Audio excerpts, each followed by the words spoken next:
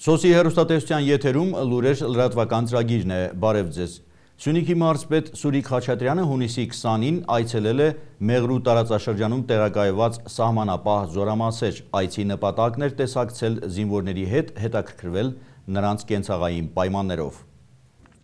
Ընդամենը մի քանի 100 մետր հեռավորության վրա հակառակորդն է Հայաստանի հարավային սահմանի հայ-ադրբեջանական շփման գիծը։ Մեղրի օրդու-բատանող հատվածը ծովի մակերևույթից 2600 մետր բարձրության վրա է։ Հայրենիքի սահմանները աչալրջորեն հսկող զինվորները լավ են գիտակցում, թե ինչ պատասխանատվություն է ընկած իրենց ուսերին։ Նախահարձակ չեն լինի, բայց եւ թշնամու ոտնձգությունները անպատասխան չեն թողնի։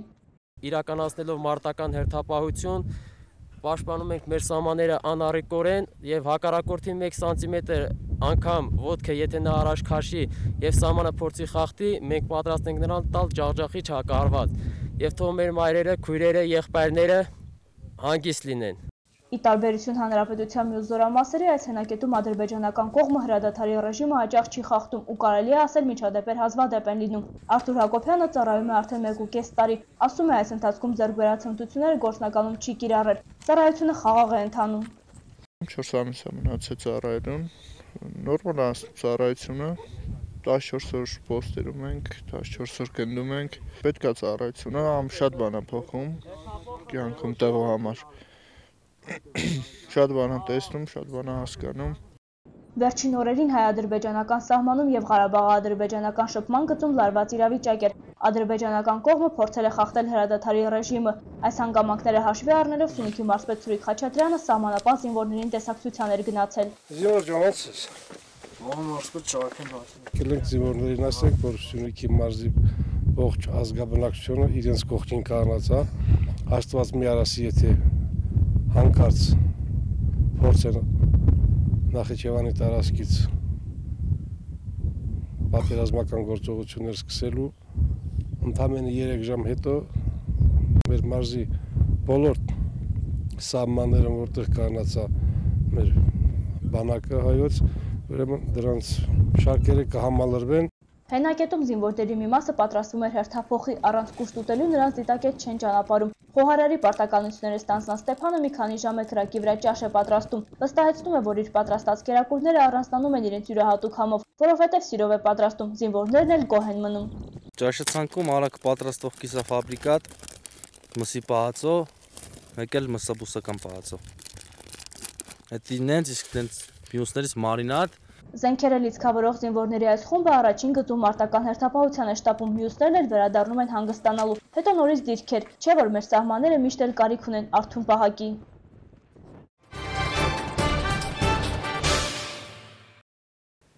Կապանի համար 13 նախակրթարանի ջրատարը փոխարինվում է նորով։ Այն ենթարկվել էր կոռոզիայի և վթարները հաճախակի էին դարձել, այս անգամ էլ վթարը ստիպեց պատասխանատուներին արագ գործի անցնել։ Կապանի թիվ 13 նախակրթարանի ջրատար խողովակը վաղուց էր իր հնամաշության մասին հիշեցրել, այն արդեն մի քանի անգամ վթարվել էր և նախատեսվել էր տարվա ընթացքում փոխարինել նորով։ Պատասխանատուներին աշխատանքները հետաձգել չհաջողվեց, ջրատարը կրկին վթարվեց ու ստիպեց ձեռնամուխ լինել գործին, ջրի հոսքը չէր դադարում։ Քանի որ այդ տարածքը չի օգտագործում, մանկապարտեզի շենքը չի վնասվել հիմնականում օգտագործվող հատվածը, բայց ջրի հոսքը կանգնեցնելու համար տեղադրել ենք համապատասխան ամաներ ու ջուր չի լցվել մանկապարտեզի տարածք, ուղղակի փոխենք, որ ավելի վտանգներից խուսափենք։ Վթարային վերանորոգման ծառայության աշխատակիցները ստիպված են մի քանի մետր քանդել խողովակին հասնելու համար, այն այնպիսի վայրով է անցնում, որ դժվարացնում է աշխատանքը։ Անմիջապես ձեռնարկվել է համապատասխան միջոցներ, որպեսզի կարողանանք այդ վթարը վերացնել։ Երակցման միջոցով մոտ 12 գծամետր խողովակաշարը պետք է փոխվի։ Ջրատարի մաշվածության պատճառով նաև դադարել էր ջրի հոսքը, նախակրթարանի վերևի հարկերի խմբասենյակները ջուր չէին ստանում։ Ջրի կորուստ կա, վերևի հարկեր դժվարությամբ է ջուրը հասնում, բայց որ խնդիրը լուծվի, այլ խնդիր չենք ունենալ։ Այդպիսի մի մեծ խնդիր էլ շենքի մյուս հատվածում է եղել, անցյալ տարի էլի վթարային ծառայությունը շատ արագ վերականգնեց, որը էլի մի 10 տարվա խնդիր էր։ Խողովակը փոխեցին ու ջուրը շատացավ մեզ մոտ։ Կատարվող աշխատանքներին զուգահեռ մանկապարտեզում պարապմունքները չեն դադարել, վթարային վերանորոգման ծառայության աշխատակիցները համոզված են, որ աշխատանքները երկար չեն տևի։ Մեկ օրում էլ հնարավոր է խնդրին լուծում տալ։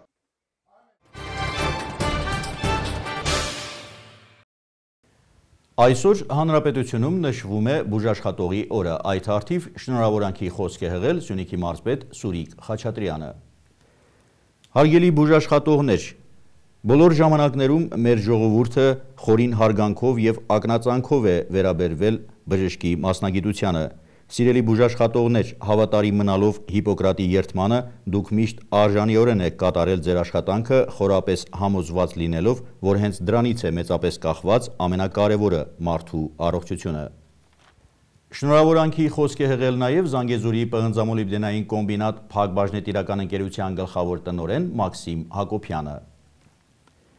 Հարգելի բուժաշխատողներ, թե պատերազմական ծանր տարիներին, թե խաղաղ ժամանակներում դուք միշտ պատվով եք կատարել ձեր առաքելությունը։ Վստահ եմ, որ այսուհետ էլ հավատարիմ մնալով ձեր մասնագիտական կոչմանը շարունակելու եք կյանք պարգևել մարդկանց։ Շնորհավորում եմ բոլորիդ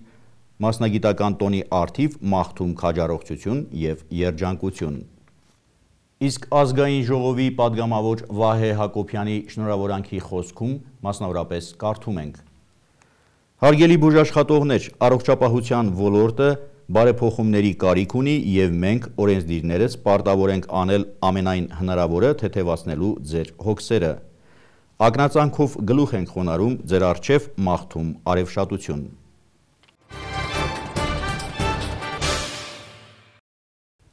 Եվս մեկ հիշարժան տոն, աշխարհը նշում է երաժշտության օրը, 110 երկրներում այսօր հնչել է երաժշտություն։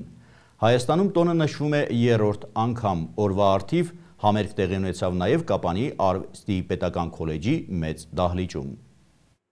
Ինչու է ամեն քայլափոխի մեզ ուղեկցում այն երաժշտությունը, որտեղ գերիշխում է աղմուկը։ Դժվար է ասել, պատճառները տարբեր են։ Երաժշտությանը շատերն են ուշագրավ որակումներ տվել, դրանցից մեկն էլ Շումանին է պատկանում։ Երաժշտության մեջ, ինչպես շախմատում, թագուհին, մեղեդին օժտված է առավելագույն ուժով, բայց վճռական նշանակություն ունի թագավորը, ներդաշնակությունը։ Մինչդեռ ցածրաճաշակ երաժշտության մեջ բացահայտ երևում է, որ անդառնալիորեն վտարվել է հենց վճռական նշանակություն ունեցող ներդաշնակությունը։ Շատերն են համոզված, որքան էլ խոսենք ու պայքարենք համերգասրահները, եթերը, փողոցներն ու սրճարանները հեղեղած այդ կարգի երաժշտության դեմ ոչինչ չի փոխվելու։ Այն շարունակելու է հնչել, ելքը մեկն է՝ հնչեցնել բարձրաճաշակ երաժշտություն։ 20 տարի առաջ Ֆրանսիայի մշակույթի նախարարության նախաձեռնությամբ աշխարհում սկսեց նշվել երաժշտության օրը։ 110 երկրներում այսօր հնչում է երաժշտություն։ Հայաստանը երրորդ տարին է միանում է այդ նախաձեռնությանը։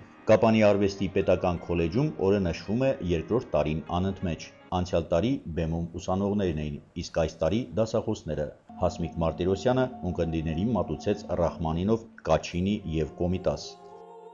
Ռախմանինովը իմ սիրած կոմպոզիտորներից մեկն է։ Իսկ Կաչինի Ավե Մարիան ինձ շատ հոգեհարազատ է իր բնույթով։ Դրա համար էլ ընտրել ենք այսօրվան։ Եվ իհարկե առանց Կոմիտասի ինձ թվում է այսօրը պետք է չանցկացվեր։ Մասնակիցների համոզմամբ այս համերգը դասական երաժշտությունը տարածելու, կորցրած հանդիսատեսներին վերադարձնելու եւս մեկ քայլ է։ Օրը խորհրդանշական է, մեր համերգը պատահական չէ արվեստի քոլեջի դասախոսների կողմից, ցավալի է երկար տարիներ է արդեն դասական երաժշտության հանդեպ հետաքրքրությունը կորել է եւ մենք կորցրել ենք մեր Կապանի երբեմնի երաժշտասեր ունկնդրին եւ թող այս միջոցառումը հուսով եմ ավանդական կլինի, շարունական կլինի ամեն տարի եւ քոլեջի կազմակերպած հերթական միջոցառումներից մեկը կլինի, որը կօգնի ինչ-որ ձևով պրոպագանդել եւ վերադարձնել մեր երաժշտական հասարակությանը։ Դա եւ տոն է մեզ համար եւ յուրովի հաշվետվություն եւ այսօր մենք ներկայացրեցինք ռուսական երաժշտություն, արևմտաեվրոպական, իհարկե հայկական, այսօր ինչպես լսեցիք, հնչեց նաեւ մեր երգեհոնը։ Մեզ շատ հաճելի է, որ մեր մեջ արդեն կան երգեհոնահար նաեւ։ Կարծում եմ մենք այս մեր միջոցառումներով իհարկե կարող ենք անորակ երաժշտությունը աստիճանաբար հանել մեր ժողովրդի միջից։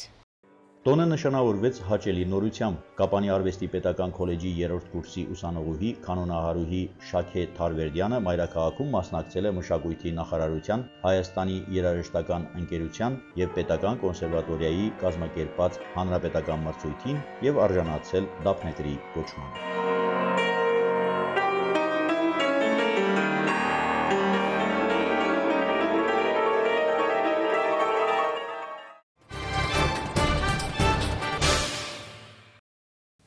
Առանց նախագահի, խորհրդարանի և սահմանադրության Եգիպտոսը սպասում է նորությունների և զգուշանում է հակահեղափոխությունից։ Հունաստանի նոր կառավարությունը ստացել է Եվրահանձնաժողովի աջակցությունը։ Թողարկումը շարունակում ենք միջազգային լուրերով։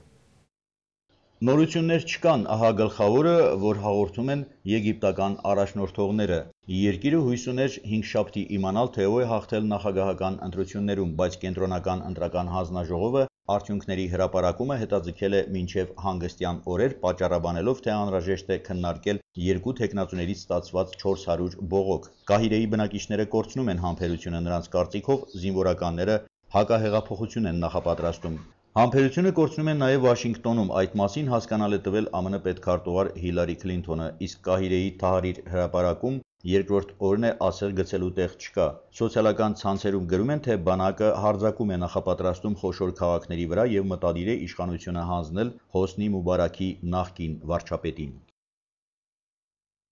Հունաստանի նոր կառավարությունը դեռևս չի ձևավորվել, սակայն 3 քաղաքական կուսակցությունների առաջնորդները արդեն դաշինք ստեղծելու նպատակով բանակցություններ են վարել։ Վարչապետ Անտոնիս Սամարասը հայտարարել է, թե համաձայնություն է ձեռք բերվել երկու կուսակցությունների ՊԱՍՕԿ-ի և ձախ դեմոկրատների հետ։ Հունաստանի 300 տեղանոց խորհրդարանում 3 կուսակցությունների падգամավորները ունեն 179 տեղ, և դա լիովին բավարարում է օրենքներ ընդունելու համար։ Հունաստանի նոր իշխանությունները արդեն ստացել են Եվրահանձնաժողովի աջակցությունը։